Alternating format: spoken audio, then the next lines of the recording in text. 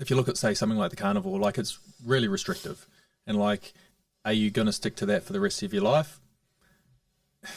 You might have the best intentions, but it's highly unlikely. There's people that do, and, you know, if you look at them and they're in like their 50s and they look like they're 10 years younger, it's like, look, they look incredible. But the reality is for most people, it's probably not sustainable to just eat like that the whole time. So if you can go through periods where you kind of, you know, have your weekend or whatever, and then and you do whatever you want, eat whatever you want, or you're going to have a big celebration night or something like that, and then you kind of get back on the horse and you just go through other periods where you're a little bit stricter and disciplined, then, you know, I guess you look around the world and all the processed food, it's so easy to get now, and we were talking about it earlier, like the price of actual real food, of your meat and your veggies is like through the roof, and then you go there and it's like all the chocolate's on special. It's like, well, no wonder people are eating it. You know, it's cheap and it's there, and you just look at the obesity rates, they're just, you know, consistently, it's just since the, I don't know, probably the 1950s, 1960s, it's just consistently getting worse and worse and worse. So it's a real tricky one. It's tough for people to, you know, eat that kind of diet as well. But I guess it's a little bit of a choice of what's really important as well, and then being a bit disciplined with it. But doing it full time is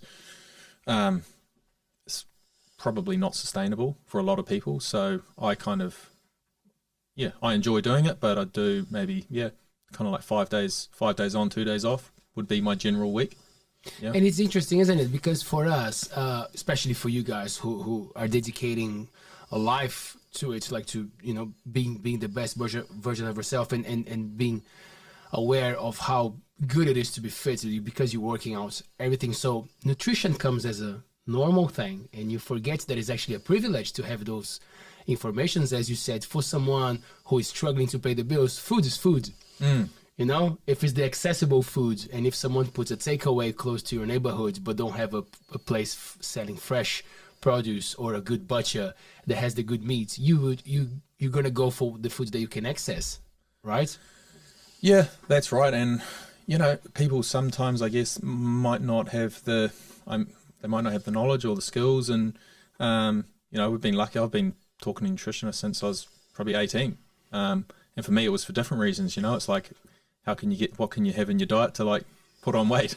But you learn about different food groups, and you learn, like, you know, as time goes on, it's like performance as well, is what do you need to actually make yourself perform? And when you've got a big game or you've got big trainings, like what do you need to do before that to make sure you know, because when you're at that level, it's like the trainings, while you're not smashing each other like a game, you're trying to actually emulate, you know, your performance has got to be, you know, you're trying to be at that really, really high level of execution. So when you come to the game, it's nothing different to what you've been doing the whole week. And you've kind of, you know, it's just another training. So obviously it's not, but, you know, you're trying to emulate that performance level as much as you can.